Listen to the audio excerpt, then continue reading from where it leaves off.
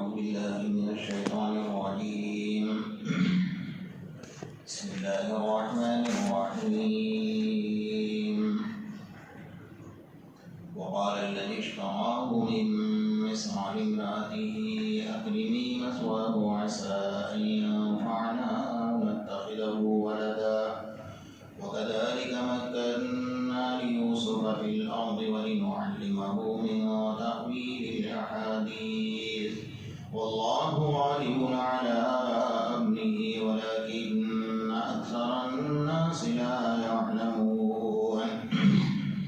ولما بلغ أشده آتيناه حكما وعلما وكذلك نجزي المحسنين.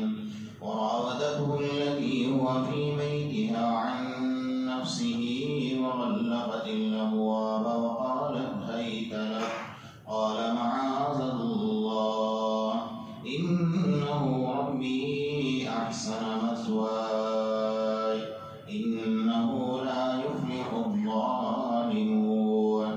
ولقد همت به وهم بها لولا أن رأى برهان ربه كذلك لنصرف عنه السوء والفحشاء إنه من عبادنا المخلصين.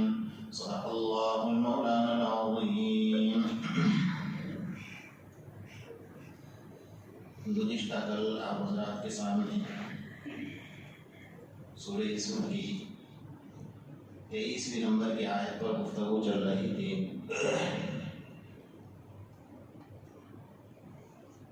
حضرت یوسف علیہ نبی علیہ السلام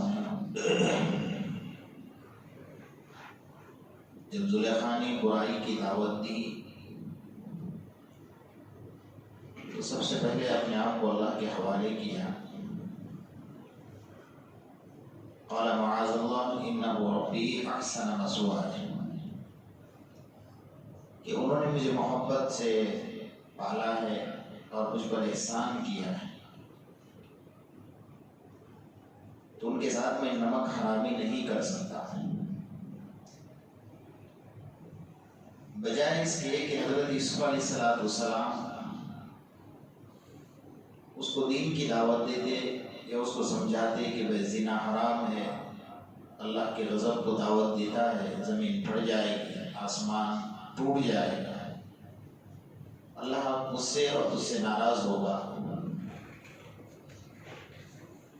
حضرت یوسف علیہ السلام نے سمجھانے عقلی دلیل سے سمجھایا کیونکہ آپ جانتے تھے کہ اس کے سر پر شیطان سوار ہے، نفسانی خواہشات اور جذبات سوار ہیں اور یہ کام انسان اس وقت کرتا ہے جب شریعت کو پیچھے ڈال دیتا ہے تو اس وقت شریعت سمجھ میں نہیں آتی ہے. اس لیے اس کو شریعتاً کچھ نہیں سمجھایا بلکہ عقلی دلیل اس کو دی کہ مجھے تو تمہارے گھر میں آ کر اتنا زیادہ وقت نہیں ہوا ہے تو میں اس کے احسان کو سمجھتا ہوں، اس کا احسان فراموش نہیں کر سکتا. تو تمہیں تو کتنا سمجھنا چاہیے تمہارے اوپر اس کا کتنا احسان ہے، لیکن اس کے باوجود اس کے سمجھ میں کوئی بات نہیں آئی.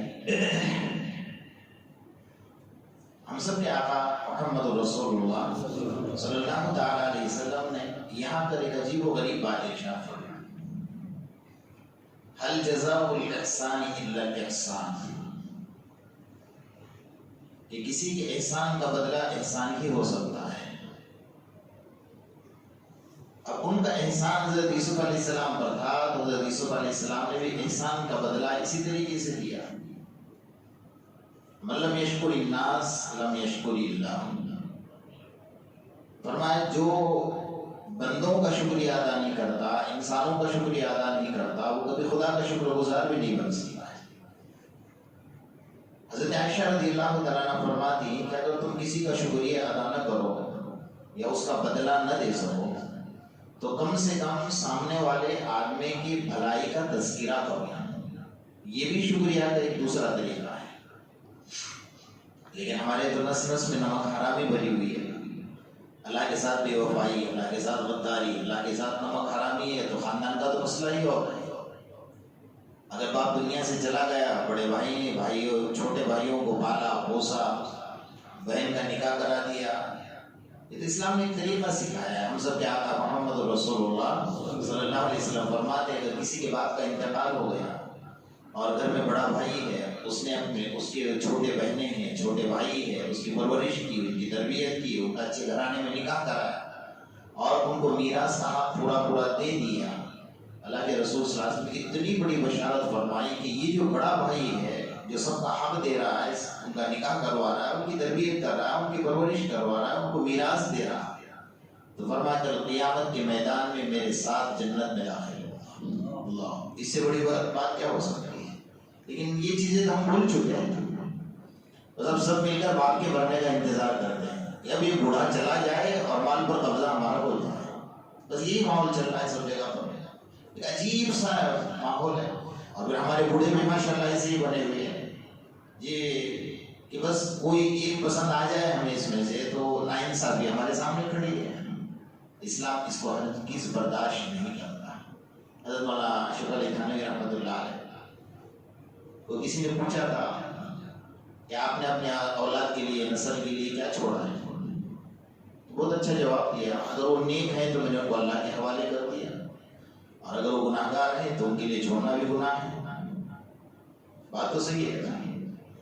اگر وہ نیک ہیں تو پھر ان کو اللہ کے حوالے کر دیا، اللہ ان کا نگہبان ہے، اگر گناہ گار ہیں تو ان کے لیے چھوڑنا بھی گناہ ہے۔ تو حقیقت بات تو یہ ہے، بہرحال میرا عنوان وہ نہیں ہے، لیکن ایک بات ہے کہ میراث میں ہم لوگ بہت زیادہ بے وفائی کرتے ہیں، نمک حرامی کرتے ہیں، بہت لوگوں ایک دوسرے کا حق مارتے ہیں۔ یاد رکھیے قبر کے اندر جب سونے کے بعد وہاں کی جو کرنسی ہے وہ کوئی ڈالر یا روپیہ نہیں چلتا ہے، وہ اعمال چلتے ہیں۔ آپ کی سارے زندگی کے اعمال ختم ہو جائیں گے۔ اگر کسی کا ایک آنے کا بھی حق آپ نے دبا دیا ہے تو فرمایا قیامت کے میدان میں اللہ آپ کو معاف نہیں کرے گا، اتنا سمجھ لینا، بس اللہ نے معاف فرمایا۔ تو حضرت عائشہ رضی اللہ تعالیٰ عنہ جو فرما رہے اور اللہ کے رسول صلی اللہ علیہ وسلم جو فرماتے ہیں وَلَّمْ يَشْكُرِ النَّاسِ لَمْ يَشْكُرِ اللَّهِ۔ حضرت بلّہ شاہ رحمۃ اللہ علیہ ایک پنجاب کے بزرگ تھے، انہوں نے پنجابی زبان میں کچھ اشعار کہے، میں اس کو اردو میں آپ کو بتاتا ہوں۔ انہوں نے کہا دیکھیے عجیب و غریب بات فرمائی کہ جس جانور سے ہم نفرت کرتے ہیں، یعنی کتا کہتے ہیں جس کو، اگر کسی کو گالی دینا ہو، گرانا ہو تو بھی ہم اپنے زبان سے اس کو کہتے ہیں تو کتے سے بدتر ہے، لیکن فرمایا اس سے زیادہ بے وفا، اس سے زیادہ وفادار بھی کوئی نہیں ہے۔ آپ دیکھتے ہو کہ اگر چھوٹا سا کتے کا بچہ ہے وہ آپ کے پاس آ گیا اور آپ نے اس کو ایک ٹکڑا کھلا دیا، وہیں تو ملا کر کھڑا رہ جائے گا، باسی کھلا دو، سوکھا روکھا جیسا کھلانا ہے کھلا دو، وہ آپ کا احسان مانے گا، آپ کے دروازے کے اوپر پہرا دے گا، آپ کا نوکر بن کر رہے گا، اور وہ بستر نہیں مانگتا آپ سے سونے کے لیے، وہ ایئر کنڈیشن روم نہیں مانگتا ہے، وہ رضائی نہیں مانگتا ہے، وہ تکیہ نہیں مانگتا ہے آپ کے پاس، بلکہ کیا مانگ رہا ہے؟ آدھا روٹی کا ٹکڑا، وہ بھی آپ ڈالو آپ کی مرضی سے، بھوک لگے گی تو آپ کے آگے پیچھے گھومے گا، لیکن وہ اتنا ہی کرے گا کہ آپ کا پہرا آپ کے ساتھ، وہ آپ کے پاس وفاداری کے ساتھ دے کر کھڑا ہے۔ حضرت بلّہ شاہ رحمۃ اللہ علیہ فرماتے ہیں اس کو آپ روکھا سوکھا ٹکڑا دیتے ہو تو آپ کا اتنا وفادار بنتا ہے، اور اب اللہ کی ہزاروں نعمتیں کھانے کے باوجود بھی آپ کو وہ پوری رات پہرا دے کر کھڑا ہے آپ کے دربار میں، کوئی نیا اور اجنبی آدمی کی مجال نہیں کہ آپ کے گھر کے سامنے آ کر کھڑا ہو جائے۔ ہم نے دیکھا ہوگا بڑے بڑے بورڈ لگائے جاتے کہ کتے سے ساودھان، ہوتا ہے کہ نہیں، پڑا ہوگا اپنی سب جگہ پر، ان کو پتا ہے کہ یہ وفادار ہے، میں سو رہا ہوں لیکن یہ جاگ جاگ کر جو ہے میری حفاظت کر رہا ہے، اور مجال نہیں کہ اجنبی آدمی، نیا آدمی آپ کے گھر میں گھس جائے، وہ اپنی جان دے دے گا لیکن کسی اجنبی آدمی کو گھر میں گھسنے نہیں دے گا، اتنا وفادار ہے۔ فرمایا آپ نے اس کو روکھا سوکھا کھلایا ہے اور پوری رات پہرا دے کر کھڑا ہے، لیکن اے اللہ کے بندے، حضرت بلّہ شاہ رحمۃ اللہ علیہ فرماتے تو ہزاروں قسم کی نعمتیں کھاتا ہے لیکن تجھے آخری رات میں 2 رکعت نماز نصیب نہیں۔ بہت بڑی بات فرمائی اگر ہم سمجھ جائیں تو، وہ پوری رات پہرا دے رہا ہے، تجھے تو اللہ نہیں دیا کہ پوری رات کھڑا ہے، ہزاروں نعمتیں رات میں کھا لی اور صبح تجھے 2 رکعت تہجد جو ہے نصیب نہیں ہے، تو وہ وفادار ہے یا ہم وفادار ہیں؟ ہم خود سوچیں اس بات کے اوپر کہ وہ وفادار ہے یا ہم وفادار ہیں۔ وہ کتا جب انسان کے ساتھ وفاداری کرتا ہے، بہرحال آج تو دور ایسا آیا ہوا ہے کہ کتوں کو اچھے سے بستر بھی دیے جاتے ہیں، کتوں کو گاڑیوں میں گھمایا بھی جاتا ہے، بلکہ باہر ملکوں کے اندر تو اتنا فحاشی اوریانی اور ننگا پن آ گیا ہے کہ کتا ہم کی زندگی میں داخل ہو چکا ہے۔ میں ایک کتاب پڑھ رہا تھا حضرت جی مولانا ذوالفقار صاحب دامت برکاتہم کی، تو اس میں ایک عجیب و غریب بات لکھی ہے۔ حضرت فرمایا کہ ایک انسان، ایک ماں نے اپنے بیٹے کے خلاف مقدمہ دائر کیا کہ میرا بیٹا کتے کو کھانا کھلاتا ہے لیکن مجھے کھانا نہیں کھلاتا، تو کورٹ نے جو ججمنٹ دیا وہ کتے کے فیور میں دیا، ماں کے فیور میں نہیں دیا، ماں کی طرفداری میں نہیں دیا۔ یعنی یہ حال بنا ہوا ہے کہ ان کو اپنی زندگی کا ایک جز بنا لیا ہے۔ اللہ ہماری حفاظت فرمائے۔ تو آقا نامدار محمد رسول اللہ صلی اللہ علیہ وسلم کی زندگی سے ہر سبق ہمیں سیکھنے کا ملا ہوگا۔ انہ ربی احسن مثوائے، حضرت یوسف علیہ السلام جو یہ فرما رہے ہیں کہ بھائی میں اس کے ساتھ نمک حرامی نہیں کر سکتا ہوں، مجھے تو اس کا شکریہ ادا کرنا چاہیے، اس نے مجھے ناز نخرے سے محبتوں سے پالا ہے اور میری اتنی قیمت دے کر اس نے خریدا ہے بازار سے، مجھے میرے وزن کے برابر سونا دیا ہے، میرے وزن کے برابر مشک دیا ہے، میرے وزن کے برابر ریشم کا کپڑا دیا ہے اور مجھے محل کے اندر لا کر رکھا ہوا ہے، تو تجھے بھی اللہ تبارک و تعالیٰ سے ڈرنا چاہیے اور سب سے بڑا کہ تیرے شوہر کا حق تجھے ادا کرنا چاہیے۔ تو اللہ کے رسول صلی اللہ علیہ وسلم نے یہاں پر فرمایا کہ کسی کے احسان کا بدلہ احسان ہوتا ہے۔ ہم اللہ کے رسول صلی اللہ علیہ وسلم کی زندگی کے تمام رخوں کو دیکھیں گے کہ آپ صلی اللہ علیہ وسلم کا طریقہ کیا ہے، ہمیں زندگی گزارنے کے طریقے کیسے سکھائے۔ کفار قریش کا ایک سردار تھا مطعم بن عدی، اللہ کے رسول صلی اللہ علیہ وسلم کے اوپر اس کے 2 احسانات تھے۔ ایک احسان تو یہ تھا کہ جب آپ شعب ابی طالب کے اندر قید تھے 2 سال کے لیے، تو اس وقت میں اس نے سارے کفار اور قریش کو جمع کر کے کہا ان کو یہاں سے باہر نکالا، میں سفارش کرتا ہوں، جبکہ مسلمان نہیں تھے۔ اللہ کے رسول صلی اللہ علیہ وسلم کی سفارش کی اور 2 سال کے بعد آپ کو شعب ابی طالب سے باہر نکالا۔ دوسرا احسان اس کا اللہ کے رسول صلی اللہ علیہ وسلم پر یہ تھا کہ جب آپ طائف کا سفر کر کے آئے تو وہاں کے گنڈوں نے، وہاں کے اوباشوں نے اللہ کے رسول صلی اللہ علیہ وسلم پر پتھر برسائے، آپ کے بدن سے خون نکلا، آپ کا بدن زخمی ہوا، تو مکہ والوں کو موقع مل گیا دشمنوں کو کہ آج کے بعد محمد کو اس شہر میں داخل ہونے کی اجازت نہیں، اعلان کر دیں کہ آپ مکہ میں داخل نہیں ہو سکتے۔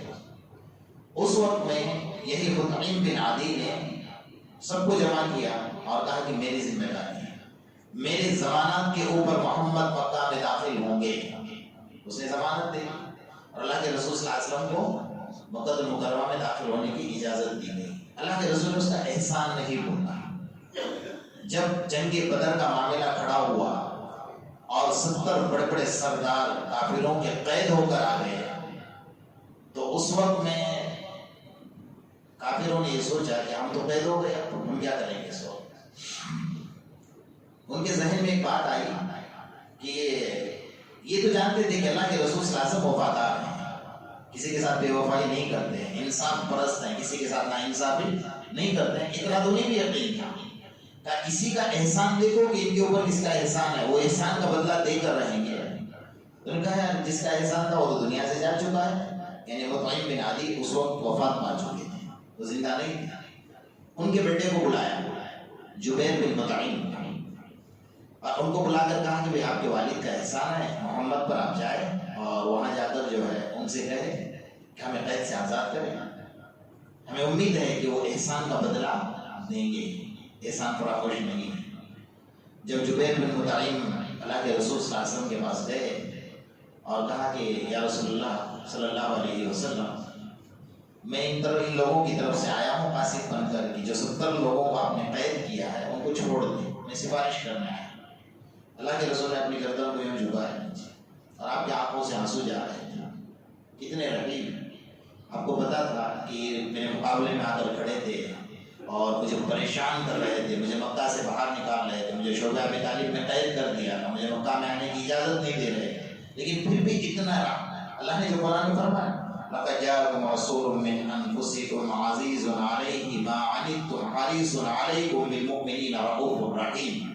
عزیز علیہ، اللہ جو فرمایا اتنا پیار امت کے بارے میں کہ اللہ کے رسول ساری زندگی اس کڑھن میں رہتے تھے کہ میرا ایک امتی بھی جہنم میں نہ جائے، سب جنت میں چلے جائے۔ یہی کڑھن آپ کو ستایا کرتی تھی ہر وقت میں۔ تو ایسے آنکھوں نیچے گردن کی اور کہا کہ جبیر اگر اس وقت میں آپ کے والد زندہ ہوتے اور وہ سفارش کرتے تو میں ضرور سب کو چھوڑ دیتا، ان کا احسان میرے اوپر ہے۔ آج کے دور میں کون بات کرے گا؟ کوئی کسی سے بات کرنے میں تیار نہیں ہوتا۔ اللہ کے رسول صلی اللہ علیہ وسلم کے چچا ابن عباس رضی اللہ تعالیٰ اس وقت تک اسلام نہیں لائے تھے، وہ بھی قیدیوں میں آئے ہوئے تھے، ساتھ میں کفار کی طرف سے لڑنے کے لیے آئے تھے، وہ بھی قیدیوں میں ساتھ میں تھے۔ تو آپ کے بدن پر جو کپڑا تھا وہ ایسا پھٹا پرانا کپڑا تھا اور بدن کا ایسا لگتا، اللہ کے رسول دیکھ کر ترس کھا گئے کہ میرے چچا کا یہ حال ہے، ان کے بدن پر پورا کپڑا بھی نہیں تھا۔ تو آپ نے اپنا کپڑا دینا چاہا، لیکن ان کی قد اور قامت تھوڑی بڑی تھی، ان کی ہائٹ جو ہے وہ زیادہ تھی، تو اللہ کے رسول کا کپڑا انہیں نہیں آ رہا۔ اس وقت میں عبداللہ بن ابی بن سلول جو منافقوں کا سردار تھا اور جس نے اللہ کے رسول صلی اللہ علیہ وسلم کو ہر جگہ پر تکلیف پہنچائی، اس نے دیکھا کہ محمد کیوں کپڑا دیں گے، ہمیں دو۔ وہ بھی ہیڈڈ تھا، قد و قامت اس کی اونچی تھی، تو اس نے کپڑا نکال کر حضرت ابن عباس رضی اللہ تعالیٰ عنہ کو دے دی۔ حضرت عباس رضی اللہ تعالیٰ، اللہ کے رسول نے نظر میں رکھا کہ میرے چچا کو عبداللہ بن ابی بن سلول نے کپڑا دیا ہے، میرے چچا پر اس کا احسان ہے، حالانکہ اللہ کے رسول کے مقابلے میں آئے ہوئے ہیں، کافروں کی طرف سے آئے ہوئے ہیں، لیکن آپ دیکھ لیجئے باریکی کس باریکی کو آپ سمجھ لیجئے۔ تو جب یہ مرا عبداللہ بن ابی بن سلول جب مرا تو ان کا بیٹا اللہ کے رسول صلی اللہ علیہ وسلم کی خدمت میں گیا، مسلمان بن چکا، کہا یا رسول اللہ صلی اللہ علیہ وسلم میرے باپ نے ساری زندگی آپ کو ستایا ہے، لیکن اگر میرا باپ آپ کی وجہ سے جنت میں چلا جائے تو آپ کو تو کوئی نقصان نہیں۔ اللہ کے رسول صلی اللہ علیہ وسلم نے کہا کہ نہیں، اس کا میرے اوپر احسان ہے، میرے چچا کو اس نے بدر کے میدان میں کپڑا دیا ہے، اور اس احسان کا بدلہ میں دوں گا۔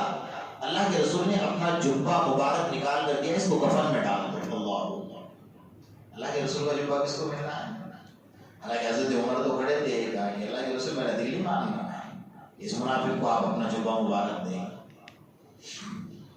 کیونکہ حضرت عمر کو جو اللہ نے صلاحیت دی تھی وہ عجیب و غریب صلاحیتوں سے نوازا تھا، اور قرآن میں 17 مقامات ایسے ہیں کہ عمر نے فرش پر رائے دی اور اللہ نے عرش پر اس رائے کو قبول کر دیا۔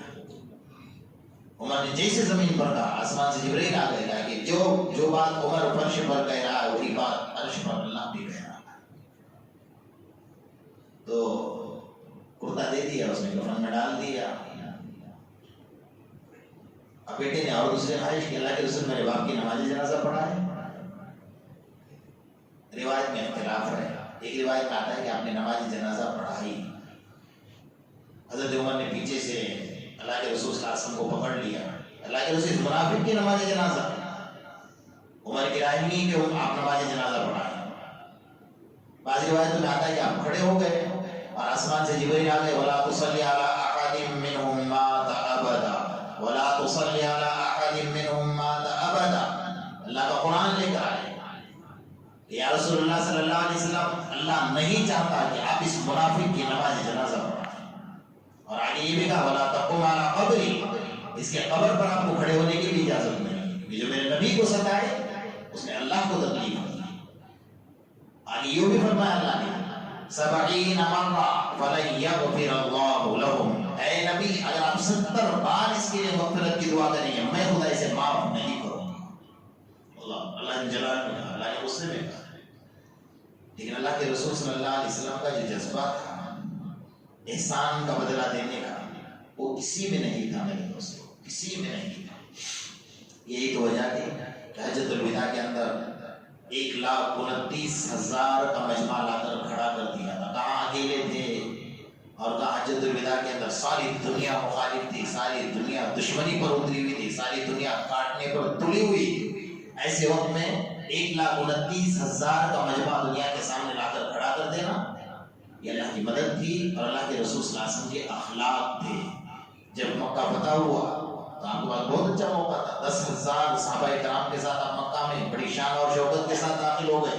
سارے مکہ کے پرخچے اڑ گئے تھے, مکہ کے لوگ گھروں میں داخل ہو گئے تھے اور گھر کے دروازے اندر سے بند کر لیے. انہیں پتا تھا کہ آج محمد ہمارا بدلہ لے کر رہے گا, جس محمد کو ہم نے مکہ سے نکالا. لیکن اللہ کے رسول صلی اللہ علیہ وسلم نے مکہ المکرمہ میں آ کر جب حرم شریف میں داخل ہو گئے اور سب لوگ اپنے گھروں میں تھے, گھر سے باہر نکلنے کے لیے تیار نہیں تھے, انہوں نے عورتوں کو باہر بھیجا کہ دیکھو کیا میٹنگ ہو رہی ہے. ہماری ہمت تو نہیں ہے باہر جانے کی. ایسا نہیں لوگ کہ اچانک ہمارے گھروں پر قبضہ کر لے, ہمارے گھروں پر حملہ کر لے, ہماری جان کے لالے ہو گئے ہیں. عورتوں کو بھیجا کہ جاؤ دیکھو. اللہ کے رسول نے دیکھا کہ مکہ کے لوگ کافی پریشان حال ہیں. کھلے عام خطبہ دیجیے, لا تثریب علیکم اليوم, لا تثریب علیکم اليوم. فرمایا آج کسی کا بدلہ نہیں لیا جائے گا, بلکہ جو میرے دشمن کے گھر میں داخل ہوگا اس کو بھی امن دیا جائے گا. اللہ کے رسول صلی اللہ علیہ وسلم نے اخلاق کے خطبہ پیش کی. ایسا میرے آقا محمد رسول اللہ صلی اللہ علیہ وسلم جیسا نہ کوئی آج تک آیا نہ اس کے بعد کبھی آ سکتا ہے. انک لعلی خلق عظیم. اللہ نے فرمایا کہ تمہارے اندر جو اخلاق, اتنے بلند اخلاق اللہ کے رسول صلی اللہ علیہ وسلم کے, تو وہاں تک کوئی پہنچ ہی نہیں سکتا ہے. وہی چیزیں صحابہ کرام نے اپنی زندگی میں داخل کی تھی. ہم لوگ تو بس ہماری زبانی جمع خرچ ہیں, ہم بولتے ہیں, سننے والے سنتے ہیں, لیکن جب عمل کرنے کا وقت آتا ہے تو ہم کو صدور نظر آتے ہیں. اللہ کے رسول صلی اللہ علیہ وسلم کے لاڈلے وہی صحابہ کرام نے اپنی زندگی میں پورے کے پورے اسی چیز کو اتار دیا تھا. حضرت ابوبکر صدیق رضی اللہ تعالیٰ کے پاس فہرست پڑی تھی کہ مدینہ میں کتنی بیوہ عورتیں رہتی ہیں اور کون کس کی خدمت کرے گا, کتنی بوڑھی عورتیں رہتی ہیں, کون کس کی خدمت کرے گا. حضرت عمر کی نظر پڑی تو ایک بوڑھی عورت کا نام لکھا تھا, لیکن اس کے آگے خدمت گزار کا نام لکھا ہوا نہیں تھا. حضرت عمر نے دیکھ لیا, آنکھوں سے چوری کر لی, اب اس بوڑھی عورت کی خدمت نہیں کروں. ان کے اندر جذبہ کیا تھا وہ تو دیکھیے. صبح فجر کی نماز کے بعد اس بوڑھی عورت کے گھر پہنچے, کہا کون, کہا آپ کا خادم ہے. نام نہیں بتایا کہ میں عمر ہوں, ایسے تو عمر کے نام سے یہ ڈرا کرتے تھے سب, تو بتایا نہیں کہ میں ہوں, آپ کا خادم آیا. کیا کریں, آپ کے گھر میں جھاڑو دوں گا, آپ کو پانی لا کر دوں گا, آپ کو کھانا بنا کر کھلاؤں گا. کہا نہیں, کوئی نوجوان آیا اور وہ تو میرے گھر میں جھاڑو بھی دے گا, پانی بھی بھر گیا, تو فجر پہلے کون آئے گا خدمت کرنے کے لیے. حضرت عمر نے چل میں کل فجر سے پہلے آ کر کھڑا ہو جاؤں. فجر پہلے آ کر دروازہ کھٹکھٹایا تو بوڑھی عورت نے یہی جواب دیا کہ کوئی نوجوان ہے اور کام کر کے چلا گیا. یا اللہ, حضرت عمر سوچ رہے ہیں کہ کون ہوگا. دوسرے دن تہجد میں آ کر کھڑے ہو گئے. تیسرے دن تو بوڑھی عورت نے یہ جواب, کوئی نوجوان آیا اور خدمت کر کے چلا گیا. حضرت عمر پریشان تھے, یہ کون ایسا ہے مدینہ میں جو تہجد سے پہلے آ کر اس بوڑھی عورت کے گھر کی جھاڑو بھی دیتا ہے, پانی بھی بھر کر لا کر دینے میں دیتا ہے. کون ہوگا ایسا. حضرت یعنی ان کا جذبہ تھی کہ خدمت کرنے کا جو جذبہ ہوتا ہے وہ ان کا جذبہ کیا ہے. دوسرے دن عشاء کی نماز کے بعد سے کھڑے ہو گئے, پکڑ لیتا ہوں آج کون ہے, میں دیکھتا ہوں کون ہے اس بوڑھی عورت کی کون خدمت کر رہا ہے.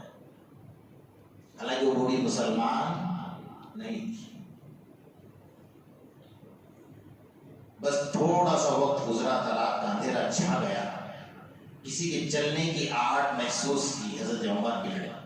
اندھیری رات تھی, ایک نوجوان چلتا ہوا محسوس ہوا کہ کوئی آیا ہے اور قریب گزرا تو پکڑ لیا. کون؟ حضرت عمر کو تھوڑی پتا تھا کہ امیر المومنین قاتل المشرکین والزندیقین حضرت ابوبکر صدیق رضی اللہ عنہ. حضرت ابوبکر کی زبان سے جملہ نکلا کہ عمر اپنے بھائی کو کیوں پریشان کرتے ہو, میں ابوبکر ہوں. اللہ اکبر. حضرت ابوبکر خلیفہ اس وقت کے بادشاہ اپنے وقت. حضرت عمر کو بدن کانپنے لگا کہ اللہ امیر المومنین حضرت ابوبکر معاف کرے. میں سمجھا کوئی نوجوان ہوگا جو آ کر کام کر کے چلا جاتا ہو. تو امیر المومنین آپ مجھے حکم فرما دیں کہ عمر تو نے آج میرے راز کو فاش کر دیا, میرے اور میرے اللہ کے درمیان میں یہ راز ہے, میں اس بوڑھی عورت کی خدمت کر رہا تھا. یہ جذبہ تھا ان لوگوں کے اندر جو آقا نامدار محمد رسول اللہ صلی اللہ علیہ وسلم نے کوٹ کوٹ کر ان کے اندر بھرا ہوا تھا, اور وہ زندگی کو انہوں نے اپنے اندر لیا ہوا تھا. آج ہم اس کو عیب سمجھتے ہیں نا, کسی کا کام کرنا, کسی کے کام آنا, ہم یہ سوچتے ہیں کہ سب میرے کام آئے, میں کسی کا نہیں کروں گا. یہ ہمارا مزاج بنا ہوا ہے. نہیں, ایسا نہیں. یہ بہت بڑی عبادت ہے. آپ نے سنا ہوگا نا, تہجد پڑھو گے ثواب ملے گا, قرآن پڑھو گے ثواب ملے گا, حج کرو گے ثواب ملے گا, زکات دو گے ثواب ملے گا, جو نیکی کرو گے ثواب ملے گا. لیکن خدمت کرو گے تو خدا ملے گا. ایسی محنت نہیں کیا کرتے تھے وہ کسی کے پیچھے. اور یہ جتنے لوگ کر رہے ہیں وہ پاگل اور بیوقوف نہیں ہیں, ان کا بھی کوئی جذبہ ہے کہ ہمیں اللہ کو دیکھنا ہے, اللہ سے ملنا ہے, اللہ کی رضامندی کو حاصل کرنا ہے. تو بہرحال انہ ربی احسن مثواه, یہ احسان کا بدلہ احسان ہوتا ہے. اسی لیے سورہ رحمان کے اندر قرآن میں آتا ہے الجزاء الاحسان الا الاحسان. اللہ تبارک و تعالیٰ نے خود فرمایا احسان کا بدلہ بھلائی سے دو, احسان سے دو. ہم اگر کوئی ہم کسی کا احسان ہمارے اوپر ہے بھی نہیں تو ہم خود اس کے کام آئے, ہم خود اس کا احسان کریں. حضرت عمر رضی اللہ تعالیٰ حضرت ابوبکر کو دیکھا کرتے تھے کہ فجر کی نماز پڑھانے کے لیے جب آتے ہیں, کیونکہ حضرت ابوبکر کا دور بہت کم رہا ہے, صرف 2.5 سال خلافت رہی, اس کے بعد آپ کی وفات ہو چکی.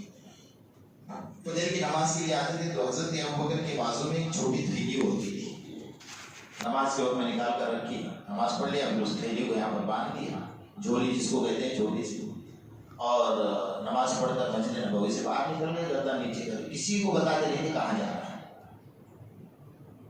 حضرت عمر پریشان تھے کہ حضرت ابوبکر کہاں جاتے ہیں. میں نے 2.5 سال تک مسلسل دیکھا ہے ابوبکر, لیکن پیچھا نہیں کرتے.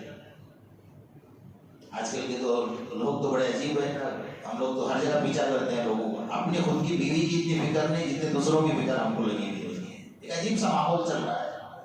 وہ لوگ نیکیوں کے حریص اور لالچی ہیں, اور آخرت کے لالچی ہیں.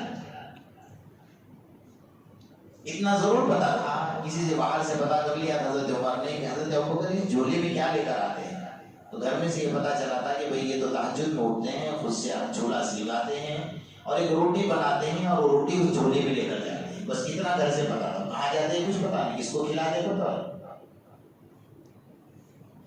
حضرت ابوبکر صدیق رضی اللہ تعالیٰ کی جس دن وفات ہوئی, دوسرے دن حضرت عمر خلیفہ بنے. حضرت عمر نے ایک دن کا بھی ناغہ نہیں کیا. فجر کی نماز سے پہلے اٹھے, اپنے ہاتھوں سے روٹی بنائی اور جھولیاں لٹکائی, نماز پڑھی اور اسی راستے سے چل رہے تھے. آگے چل کر ایک پہاڑی تھی, اس پہاڑی کے کوہ میں جاتے تھے, وہاں تک پتا تھا, آگے کچھ پتا نہیں. اللہ چلنا میرا کام ہے, منزل تک پہنچانا تیرا کام ہے. وہاں پہنچے, ڈھونڈ رہے تھے کہ کس کو کھلا دیں. اندر سے اللہ اللہ اللہ کی آواز. پہاڑی کے اندر ایک چھوٹی سی غار تھی, اس غار کے اندر کوئی شخص بیٹھا ہوا تھا. وہ انسان نہیں تھے, وہ جن صحابی تھے اور آنکھوں سے نابینا تھے. اسی پہاڑی کے اندر بیٹھ کر اللہ کی عبادت کر رہے تھے. حضرت ابوبکر جا کر انہیں لقمہ کھلا کر, روٹی کھلا کر چلے آتے. فجر کے بعد کا معمول تھا. حضرت عمر بھی اسی طرح لے کر چلے گئے, اور حضرت ابوبکر کی آواز میں سلام کیا کہ ڈر نہ جائے کہ کون نیا آ گئے. انہوں نے سلام کا جواب دیا.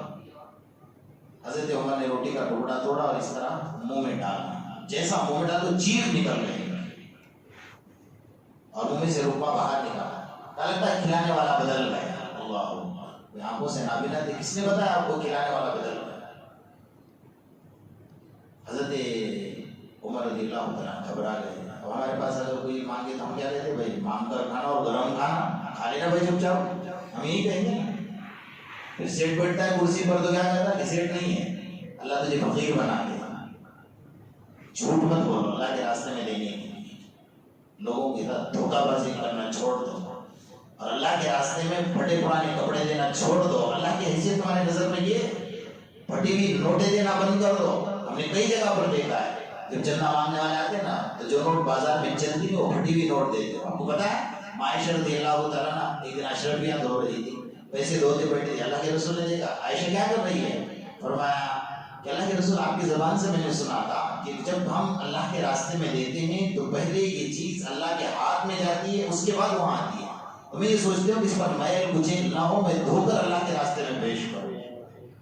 ہمارا ماحول کیا ہے؟ یہ باتیں سیکھنے کی ہیں, یہ جو اسلام نے ہمیں سکھائی ہوئی. حضرت عمر گھبرا گئے.